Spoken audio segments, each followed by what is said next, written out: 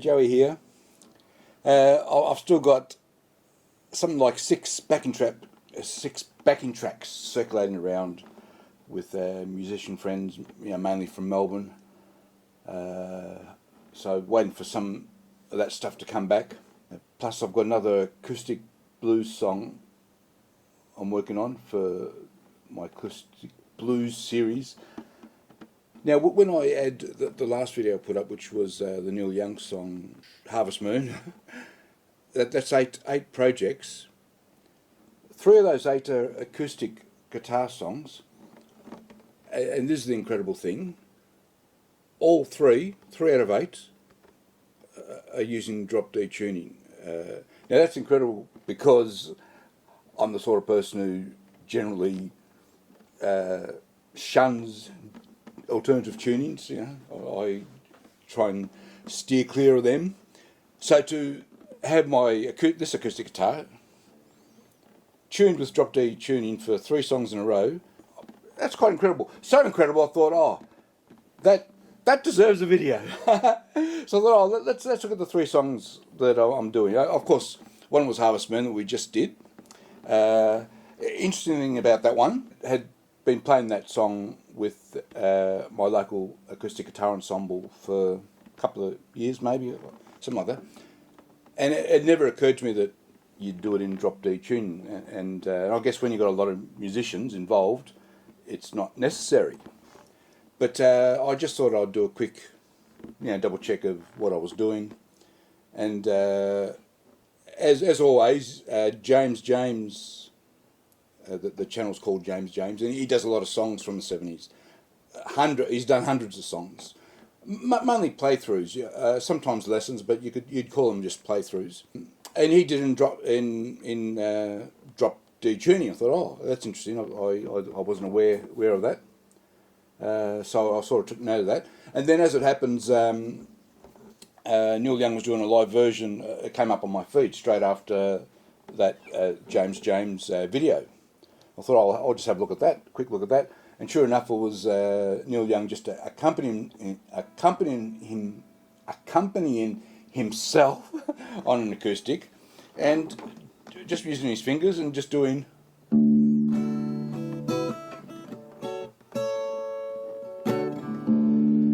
Very clearly playing the low D bass. I thought, okay, that sort of decided it for me.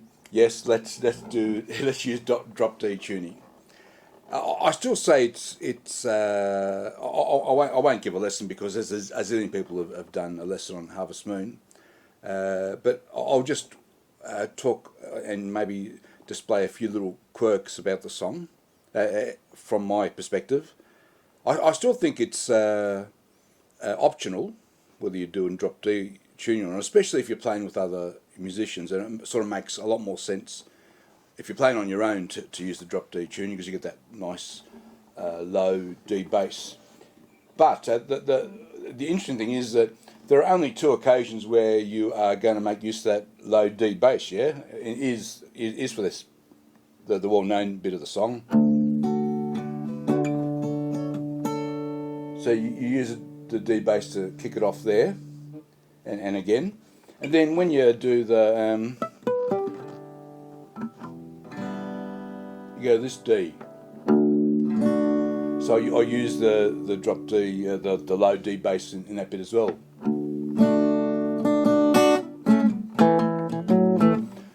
So there's only 2 occasions where I accent that low D bass. Once again, which means you can get away with not doing it really. So some little quirks come up when you're using the drop D tuning.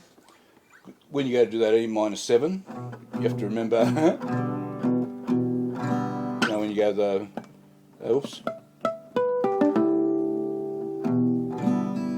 got to remember to fret that second fret on the low E string because you're in drop D, and then when you go to play the G,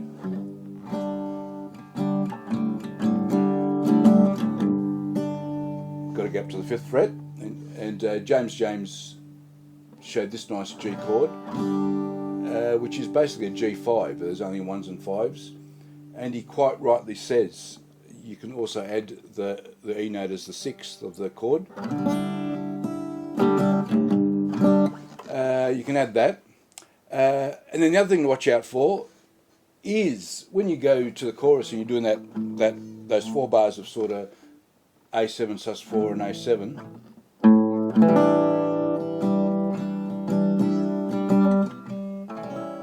When you're doing that, you've got to be careful not to hit that open D string because it's not an E string anymore. To overcome that, it's useful to sort of bring your thumb up and try and mute that E string, or better still, maybe just clip it a little bit with your thumb.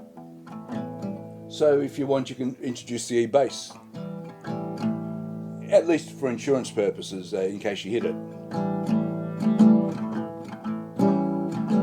So you can use your thumb either to mute or to reintroduce the E bass, but you just got to clip it a little bit because you don't want to mute the A string as well. Yeah, so a few little quirks for playing Harvest Moon in the double D tune if you haven't used the drop D tune if you haven't used it before. A few little things to watch out for there. The change slightly.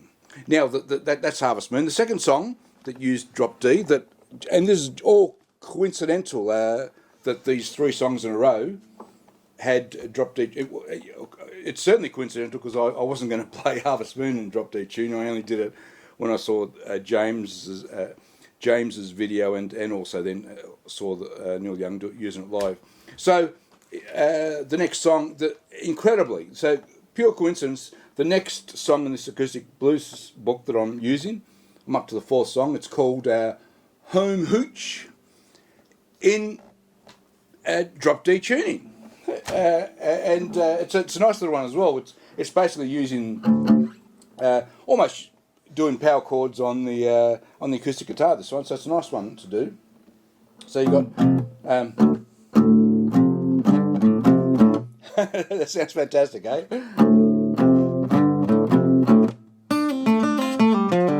And then you got that little run.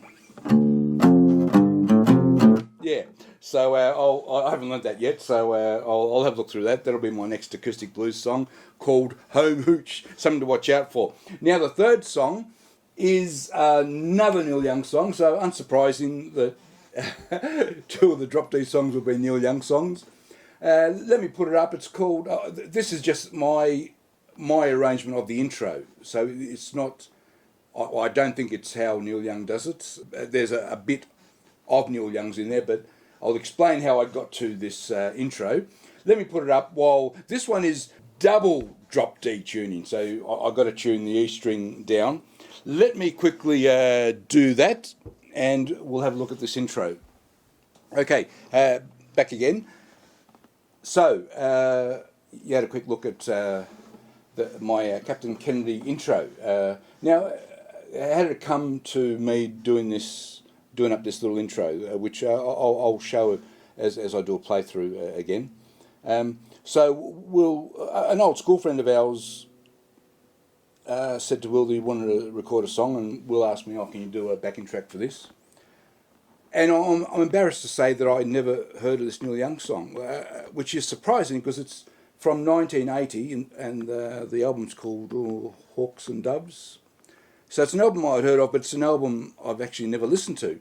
In fact, I didn't realise it was from 1980. So the embarrassing thing is that I do like Neil Young, and I got lots of his stuff from the 70s.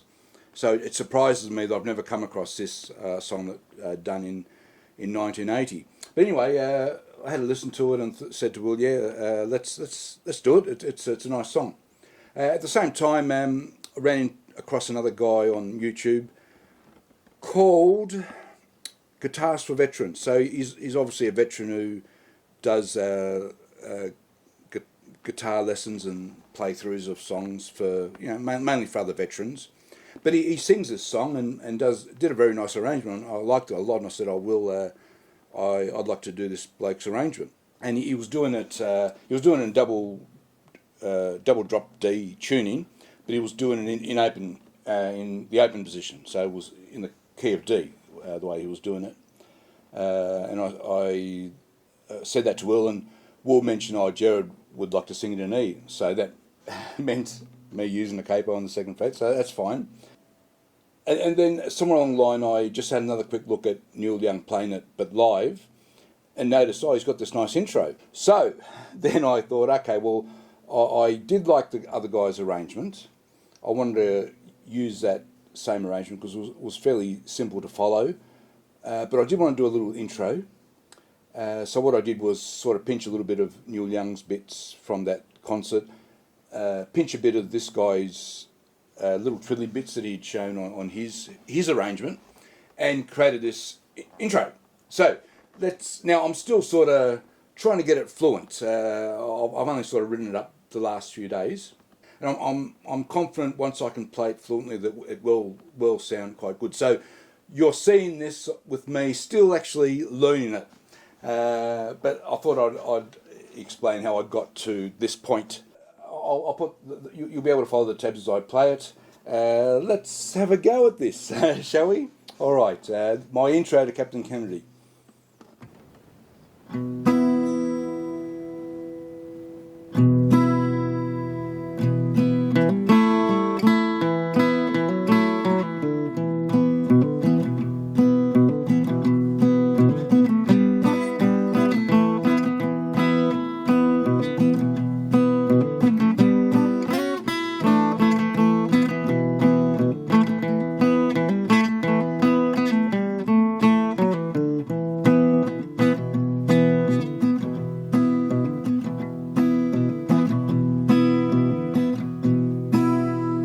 Okay, that's my arrangement for Captain Kennedy, but I have to tighten up a tiny bit, and hopefully I'll be able to do that before I record. Okay, thanks for watching, bye-bye.